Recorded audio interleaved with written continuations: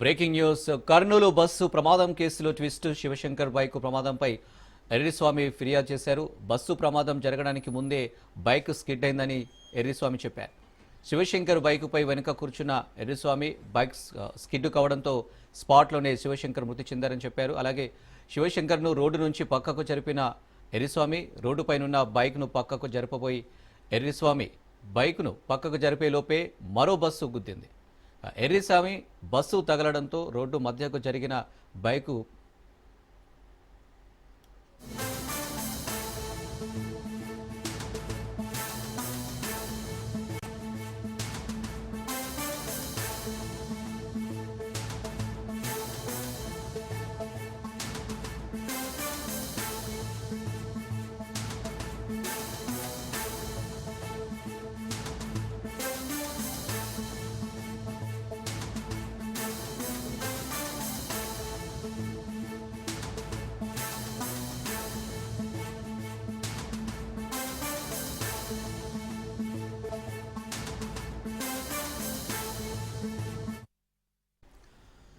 Kurnool bus ప్రమాదం కేసులో twist చోటు చేసుకుంది.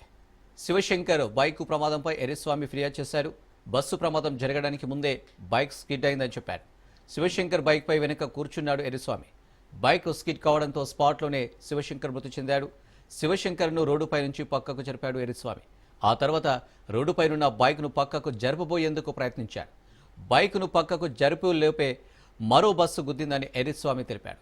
బస్సు తగలడంతో బైకు రోడ్డు మధ్యకు జరిగింది. రోడ్డుపై పడిపోయిన బైక్ను వీకావరి ట్రావెల్ బస్సు ఢీకొట్టింది. బైకును బస్సు ఈడ్చుకెళ్లడంతో మంటలు చెలరేగాయి. ఎర్రిస్వామి ఫిర్యాదు ఆధారంగా పోలీసులు కేసు నమోదు చేసి దర్యాప్తు చేస్తున్నారు. దీనికి సంబంధించి మరిన్ని డీటెయిల్స్ మా ప్రతినిధి మధు అందిస్తారు. మధు,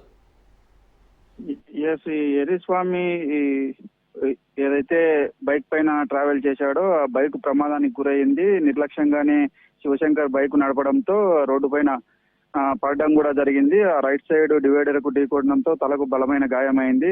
ఎర్రిస్వామి ప్రాణాలతో ఉన్నారు లేదని చెప్పేసి ఆ శ్వాస చూడడం కూడా జరిగిందని ఎర్రిస్వామి చూడడం కూడా జరిగిందని పోలీసులకు చెప్పడం కూడా జరిగింది. అయితే ఆ ప్రాణాలతో లేకపోయేసరికి ఆ బాడీ రోడ్డు పైన ఉండడాన్ని పక్కకు జరిపాను. అనంతరం బైక్ ను కూడా పక్కకు జరిపే క్రమంలోనే ఇంకొక బైక్ వచ్చి ఆ బైక్ ను తగలడంతో రోడ్డుకు మధ్యలో పడిపోయింది. ఆ సెకండ్లలోనే మళ్ళీ నెక్స్ట్ వచ్చే కావేరీ బస్సు కూడా దీన్ని తగిలి అట్లే లాక్కొని పోవడం కూడా జరిగింది. ఈ ప్రమాదం చోటు చేసుకుందని చెప్పారు. ఏదైతే శివశంకర్ నిర్లక్ష్యంగా బైక్ నడపడం కారణంతోనే ఈ ప్రమాదం జరిగింది. ప్రమాదం జరిగిన తర్వాత బస్సు ప్రమాదం జరిగిందని చెప్పేసి ఎర్రస్వామి పోలీసులకు ఫిర్యాదు చేయడం కూడా జరిగింది. పోలీసులు శివశంకర్ పై కేసు నమోదు చేసుకుని దర్యాప్తు చేస్తున్నారు. మధు, మరి ఎర్రిస్వామి ఇచ్చిన ఫిర్యాదు మేరకు దర్యాప్తు పరిగణలోకి తీసుకున్న తర్వాత శివశంకర్ కుటుంబ సభ్యులకు ఎలాంటి సమాధానం ఇస్తారు, ఎలాంటి చర్యలు తీసుకుంటారు ముందుకు? రైట్, ఇదే అయితే ఈ శివశంకర్ అనేది మద్యం మత్తులో ఉన్నా అని చెప్పేసి కూడా పోలీసుల నిర్ధారణలో తేలింది. ఏదైతే శివశంకర్ బాడీ నుంచి తీసిన విజ్రా ఉంటుందో ఆ విజ్రాను ప్రోరెన్సీకి పంపించడం కూడా జరిగింది. ప్రోరెన్సీ నిపుణులు నిగ్గు తేల్చారు. ఈ విజ్రాలో మద్యం ఏదైతే మత్తు పదార్థాలు ఉన్నాయని చెప్పేసి కూడా విజ్రా నిగ్గు తేల్చడం జరిగింది. శివశంకర్ మద్యం సేవించి ర్యాష్ డ్రైవింగ్ తోనే ఈ విధంగా బైక్ స్కిడ్ అయి పడడం కూడా జరిగింది. ఆ పడిన వెంటనే తలకు బలమైన గాయం తగిలింది. అక్కడే స్పాట్ లో చనిపోయారు. ఏదైతే వెనుక ప్రయాణిస్తున్న ఎర్రిస్వామికి స్వల్ప గాయాలయ్యాయి. అతన్ని కాపాడదామనే ప్రయత్నంలోనే చూడడంతో అతను అక్కడికక్కడే చనిపోయాడు. బైక్ ను పక్కకు తీద్దామనుకున్నా కూడా ఇంకొక బస్సు వచ్చి ఆ బైక్ ను తగిలింది. వెంటనే మరి వేమూరి కావేరి బస్సు కూడా ఈ బైక్ తగిలించుకొని వెళ్ళింది. అప్పటికే పూర్తిగా వర్షం పడుతున్న పరిస్థితి, ఏం దిక్కుతోచిన పరిస్థితిలో తాను అక్కడ నుంచి పక్కకు వెళ్లిపోయాను, బస్సులో ఉన్న మంటలను చూసి అని చెప్పేసి ఎర్రిస్వామి ఫిర్యాదు చేయడం కూడా జరిగింది. ఇదైతే శివశంకర్ కు సంబంధించిన కుటుంబ సభ్యులకు ఏదైతే శివశంకర్ ర్యాష్ డ్రైవింగ్ తోనే మద్యం సేవించి బస్సు నడిపాడు, ఆ విధంగా ప్రమాదానికి గురయ్యారు అని చెప్పేసి శివశంకర్ పైన కేసు నమోదు చేయడం జరిగింది. Right Madhu, thank you.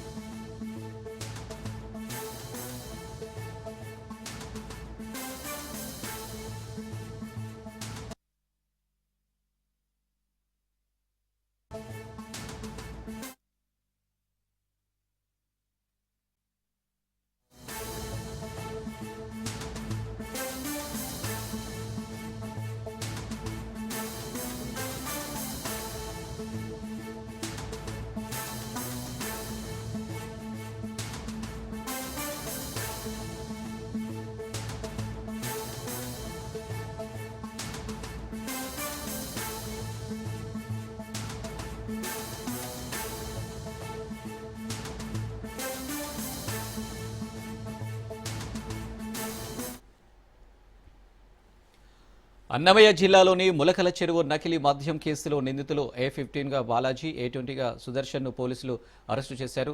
తండ్రి బాలాజీ, కుమారుడు సుదర్శన్ను బెంగళూరులో అదుపులోకి తీసుకున్నారు. నిందితులను తమ్మలపల్లి కోర్టులో పోలీసులు హాజరుపరిచారు. అనంతరం మదనపల్లె సబ్ జైలుకు తరలించారు. A1 జనార్దన్ రావుకు వీరిద్దరూ స్పిరిట్ సరఫరా చేసినట్లు ఆరోపణలున్నాయి. ఇప్పటికే ఈ కేసులో పలువురిని అరెస్టు చేసి విచారిస్తున్నారు.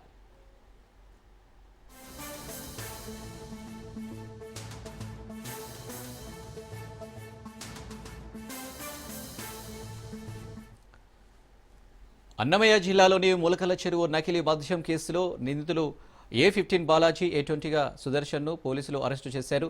తండ్రి బాలాజీ, కుమారుడు సుదర్శన్ను బెంగళూరులో అదుపులోకి తీసుకున్నారు. నిందితులను తంబలపల్లి కోర్టులో పోలీసులు హాజరుపరిచారు. అనంతరం మదనేపల్లె సబ్ జైలుకు తరలించారు. A1 జనార్దన్ రావుకు వీరిద్దరూ స్పిరిట్ సరఫరా చేసినట్లు ఆరోపణలున్నాయి. ఇప్పటికే ఈ కేసులో పలువురిని అరెస్టు చేసి విచారిస్తున్నారు. దీనికి సంబంధించి మరిన్ని డీటెయిల్స్ మా ప్రతినిధి నారాయణ రెడ్డి అందిస్తారు. నారాయణ. అనిల్, ఏపీలో సంచలనం రేపిన మొలకల చెరువు కల్తీ మద్యం కేసులో ఇప్పటికే 13 మందిని అరెస్టు చేసి రిమాండ్ కూడా తరలించడం జరిగింది. అంటే అన్నమయ్య జిల్లా తమ్మలపల్లె మొలకల చెరువులో ఒక కల్తీ మద్యం తయారీని ఒక ఎక్సైజ్ అధికారులు ఆ యొక్క గుట్టును రట్టు చేశారు. దీనికి సంబంధించి అంటే మొలకల చెరువు నుంచి ఇబ్రహీంపట్నం వరకు ఈ యొక్క కల్తీ మద్యం సరఫరా జరిగినట్లు పోలీసులు అనుమానిస్తున్నారు. ఆ దిశగానే విచారణ కూడా చేపడుతున్నారు. ఇందులో భాగంగానే ఇప్పటికే 13 మందిని అరెస్ట్ చేసిన పోలీసులు నిన్న సాయంత్రం బెంగళూరుకు చెందిన బాలాజీ, సుదర్శన్ అనే మరో ఇద్దరిని కూడా అరెస్ట్ చేసి Thamballapalle judicial first class magistrate Farooq Ahmed ఎదుట హాజరుపరిచారు. ఇతనికి 14 రోజుల పాటు రిమాండ్ కూడా విధించడం జరిగింది. అంటే ఇతను ఎవరైతే బాలాజీ అనే వ్యక్తి ఉన్నారో ఇతను హైదరాబాద్ అంటే బెంగళూరుకు కేంద్రంగా చేసుకుని అక్కడ నుంచి ఒక మద్యం కల్తీ మద్యం ఏదైతే ఉందో దానికి ఫేక్ సీల్ ను తయారు చేయడం, అలాగే లేబుల్స్ సరఫరా చేయడం చేస్తున్నట్టు కూడా విచారణలో యొక్క ఎక్సైజ్ అధికారులు అలాగే పోలీసులు కూడా గుర్తించినట్లు తెలుస్తుంది. అంటే వీరు అంటే ఈ యొక్క మొలకల చెరువు నుంచి ఈ యొక్క కల్తీ మద్యం ఏదైతే సరఫరా చేస్తారో ఆ యొక్క సరఫరా సంబంధించి మద్యం దుకాణాలకు, బెల్ట్ షాపులకు కూడా తక్కువ ధరకు ఈ యొక్క మద్యాన్ని సరఫరా చేసి సొమ్ము చేసుకున్నట్లు కూడా పోలీసుల విచారణలో తేటమైంది. దీనికి సంబంధించి ఇప్పటికే కొంతమందిని కూడా జ్యుడిషియల్ కస్టడీకి కూడా కోరడం కూడా జరిగింది. దీనిపైన పూర్తి స్థాయిలో కూడా విచారణ చేయడానికి కూడా పోలీసులు పూర్తిగా చర్యలు చేపడుతున్నారు. Anil. Right Narayana, thank you.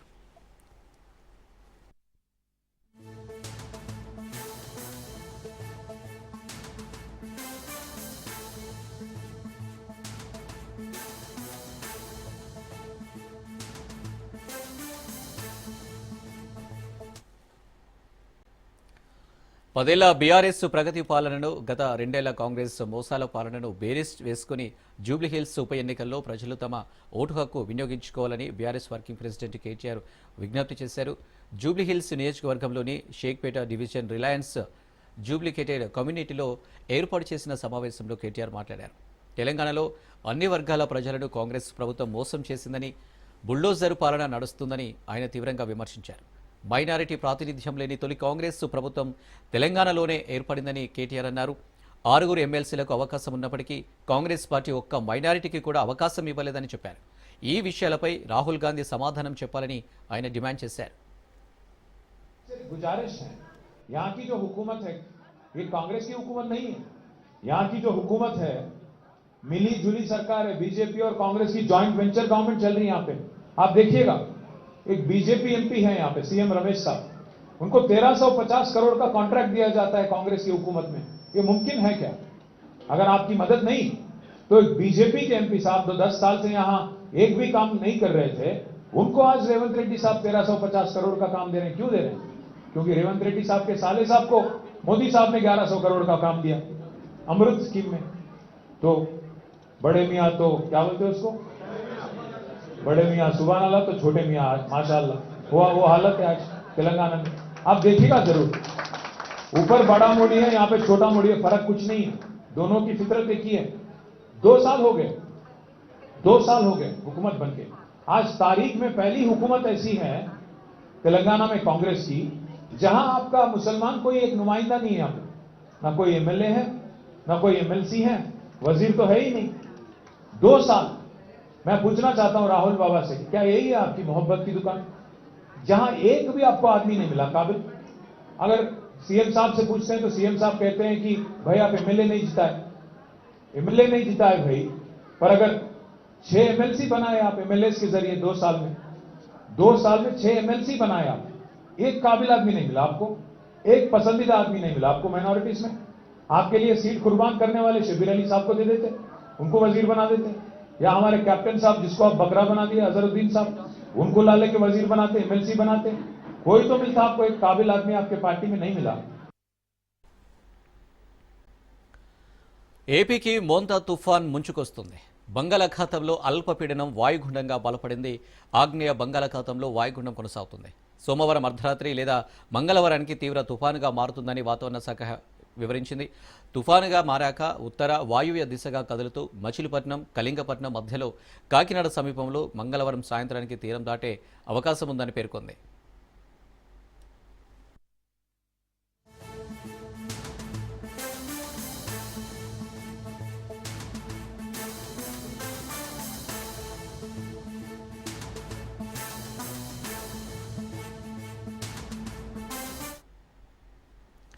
Montha కారణంగా ఏపీలో పలు ప్రాంతాల్లో విస్తారంగా వర్షాలు కురిసే అవకాశం ఉంది. 3 రోజుల పాటు కొన్ని జిల్లాల్లో అత్యంత భారీ వర్షాలు కురిసే అవకాశం ఉన్న నేపథ్యంలో అక్కడి ప్రభుత్వం రెడ్ అలర్ట్ జారీ చేసింది. మత్స్యకారులు వేటకు వెళ్లరాదని చెప్పింది. విశాఖపట్నం, మచిలీపట్నం, కృష్ణపట్నం, నిజాంపట్నం, గంగవరం, కాకినాడ పోర్టులకు 1వ నంబర్ హెచ్చరికలు జారీ చేసింది. తుఫాన్ కారణంగా గంటకు 110 కిలోమీటర్ల వేగంతో గాలులు వీయొచ్చని ఏపీ రాష్ట్ర విపత్తుల నిర్వహణ సంస్థ తెలిపింది. ప్రజలు అప్రమత్తంగా ఉండాలని చెప్పింది. తుఫాన్ తీవ్రతను బట్టి బయటకు వెళ్లాలని సూచించింది.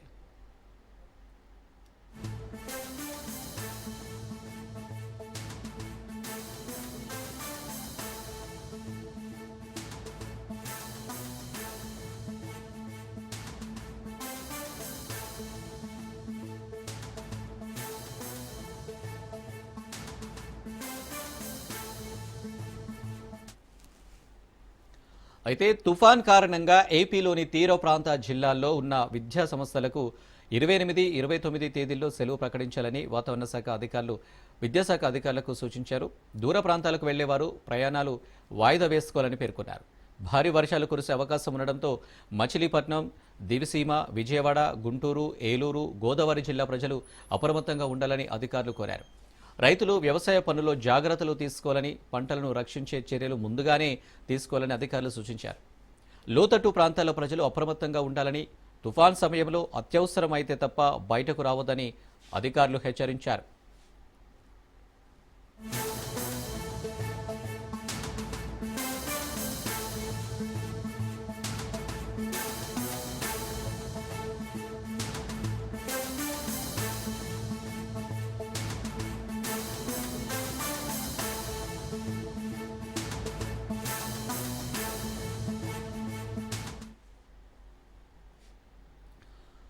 ఏపీకి మోంతా తుఫాన్ ముప్పు ముంచుకొస్తుంది. ఆగ్నేయ బంగాళాఖాతంలో ఏర్పడిన అల్పపీడనం పశ్చిమ దిశగా కదిలి వాయుగుండంగా మారింది. అండమాన్ దీవులకు పశ్చిమ నైరుతి దిశలో దాదాపు 440 కిలోమీటర్ల దూరంలో, విశాఖపట్నానికి ఆగ్నేయంగా 970 కిలోమీటర్ల దూరంలో, చెన్నైకి తూర్పు ఆగ్నేయంగా 970 కిలోమీటర్ల దూరంలో, కాకినాడకు ఆగ్నేయంగా 990 కిలోమీటర్ల దూరంలో కేంద్రీకృతమై ఉంది. ఇది దాదాపు పశ్చిమ వాయువ్య దిశగా కదులుతూ 27న ఉదయానికి నైరుతి పశ్చిమ మధ్య బంగాళాఖాతం మీదుగా తుఫానుగా బలపడే అవకాశం ఉంది. తర్వాత ఇది వాయువ్య దిశగా, అనంతరం ఉత్తర వాయువ్య దిశగా ప్రయాణించి 28న ఉదయానికి తీవ్ర తుఫానుగా బలపడే అవకాశం ఉంది.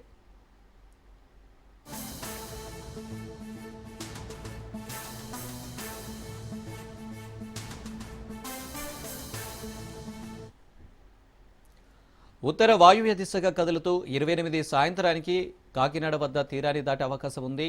ఈ తీవ్ర తుఫాన్ తీరం దాటే సమయంలో స్థిరమైన ఈదురుగాలులు గంటకు 90 నుంచి 110 కిలోమీటర్ల వేగంతో వీచే అవకాశం ఉందని అమరావతి వాతావరణ కేంద్రం అధికారులు తెలిపారు. ఉత్తర కోస్తా, దక్షిణ కోస్తా, రాయలసీమ, యానాంలో తేలికపాటి నుంచి మోస్తరు వర్షాలు లేదా ఉరుములతో కూడిన జల్లులు అనేక చోట్ల కురిసే అవకాశం ఉంది.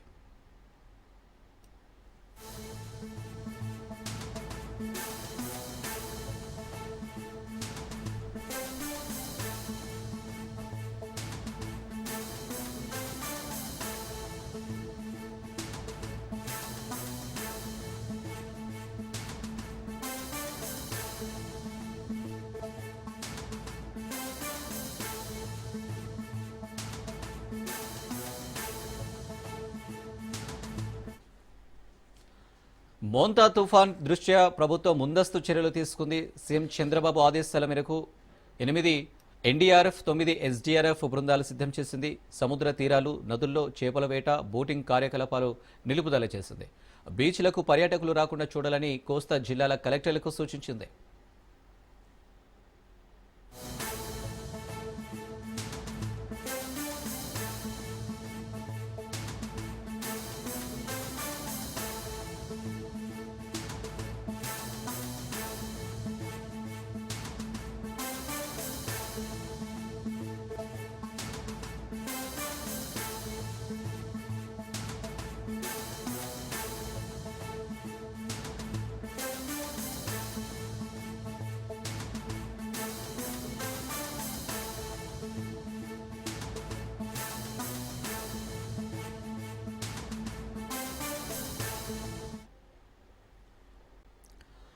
కేంద్ర బలగాల నిర్బంధం మధ్య మావోయిస్టు పార్టీకి నష్టం జరగదనే ఉద్దేశంతోనే సాయుధ పోరాటాన్ని విరమించాలని కేంద్ర కమిటీలో సమిష్టి నిర్ణయం తీసుకున్నామని మాజీ మావోయిస్టు నేత ఆసన్న తెలిపారు.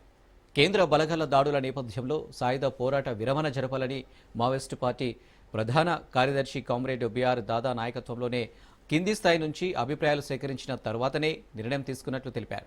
కానీ ఏకపక్షంగా లొంగిపోయి తుపాకులు అప్పజెప్పామని వస్తున్న వార్తల్లో ఏమాత్రం వాస్తవం లేదన్నారు. దేశవ్యాప్తంగా సాయుధ పోరాటాన్ని విరమించాలని నిర్ణయించినప్పటికీ సమాచార లోపం కారణంగానే కొంతమంది సభ్యులు ఈ నిర్ణయాన్ని తప్పుగా భావిస్తున్నారని తెలిపారు. విప్లవ ద్రోహులుగా ఇటీవల విడుదలైన లేఖను ఖండిస్తూ ఆసన్న వీడియో విడుదల చేశారు.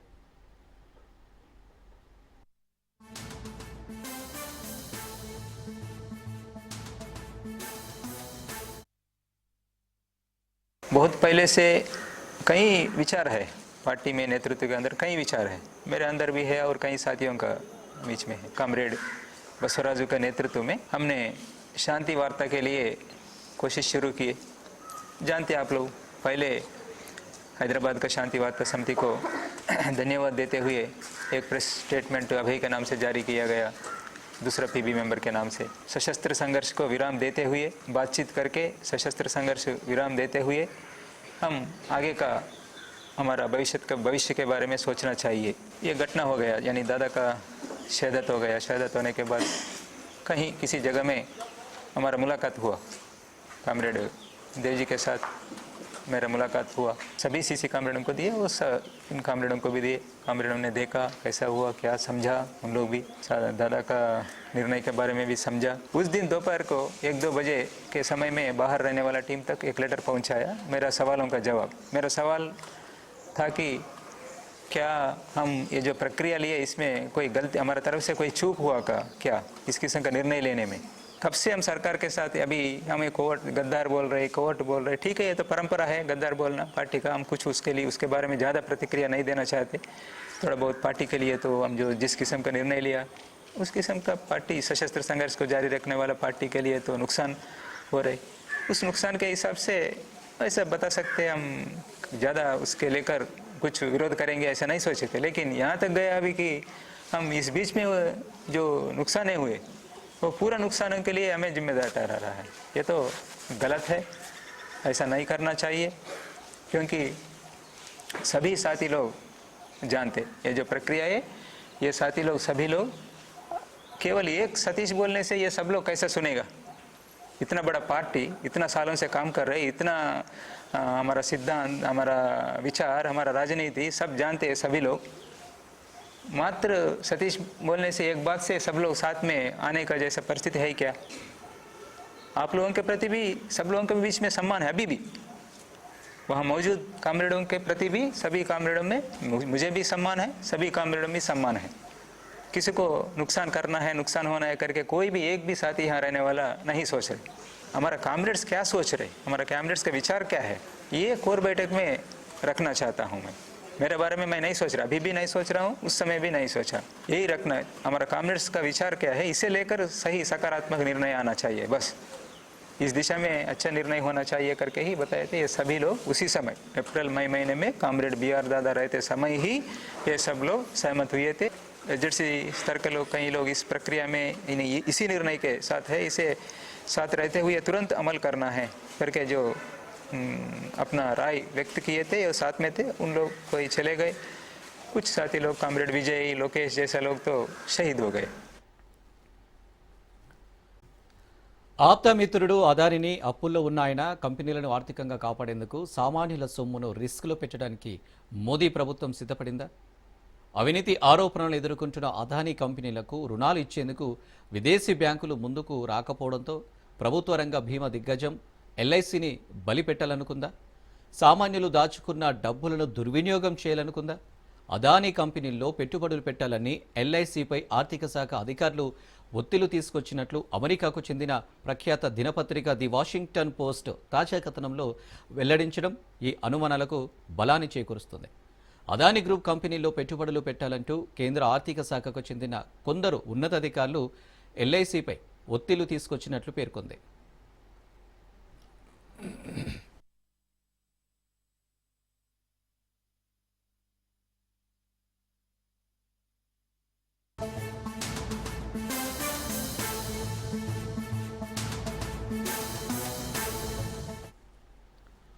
Hindenburg research report solar power plant project కాంట్రాక్టులకు సంబంధించి అవినీతి ఆరోపణలు ఎదుర్కొంటున్న అదానీ గ్రూప్ కంపెనీల్లో పెట్టుబడులు రిస్కుతో కూడుకున్నవి. ఈ విషయం తెలిసినప్పటికీ కేంద్ర ప్రభుత్వ అధికారులు పెట్టుబడులపై ముందుకే వెళ్లినట్లు తెలిపింది. ఈ క్రమంలోనే ఎల్ఐసి నుంచి దాదాపు $390 కోట్ల నిధులను అదానీ గ్రూపులో పెట్టుబడులుగా పెట్టాలన్న ప్రతిపాదనలకు గత మేలో కేంద్ర ఆర్థిక శాఖ హడావుడిగా ఆమోదం తెలిపినట్టు వెల్లడించింది.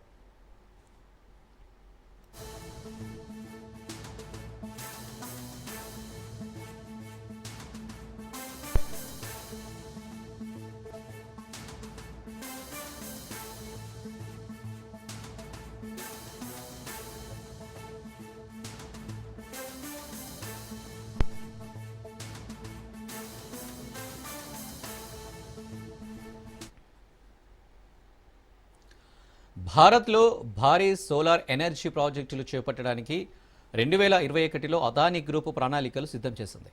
ఈ క్రమంలో ఎలాంటి పోటీ లేకుండా కాంట్రాక్టు టెండర్లు దక్కించుకోవడానికి ఏపీ, ఒడిశా, తమిళనాడు, జమ్మూ కాశ్మీర్, ఛత్తీస్గఢ్ రాష్ట్రాల్లోని ఉన్నతాధికారులకు అదానీ గ్రూపు ప్రతినిధులు 2238 కోట్ల మేర లంచాలు ఆఫర్ చేశాయి.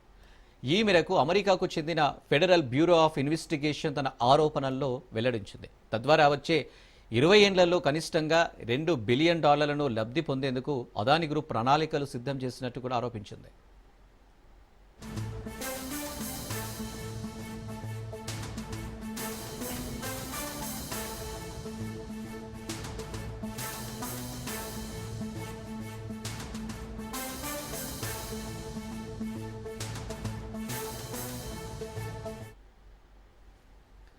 ఈ లంచం సొమ్మును సేకరించడానికి అమెరికాలోని బ్యాంకులు పెట్టుబడిదారులకు తప్పుడు సమాచారం ఇచ్చి మోసపుచ్చే ప్రయత్నాలు చేసినట్టు తెలిపింది. ఈ కేసులో నిందితులు ఎఫ్బీఐతో పాటు తమ దర్యాప్తును అడ్డుకోవడానికి కూడా కుట్ర పన్నినట్లు America securities and exchange commission ఆరోపించింది. ఈ కేసు ఇంకా కొనసాగుతుంది. దీంతో అదానీ గ్రూపు కంపెనీలకు రుణాలు ఇచ్చేందుకు విదేశీ బ్యాంకులు ఏవీ ముందుకు రాలేదు. అప్పుల భారం పెరిగిపోయింది. ఈ క్రమంలోనే అదానీ కంపెనీల్లో పెట్టుబడులు పెట్టాలని ఎల్ఐసిపై ఆర్థిక శాఖ వర్గాలు ఒత్తిడి తెచ్చినట్లు వాషింగ్టన్ పోస్ట్ కథనాన్ని బట్టి అర్థమవుతోంది.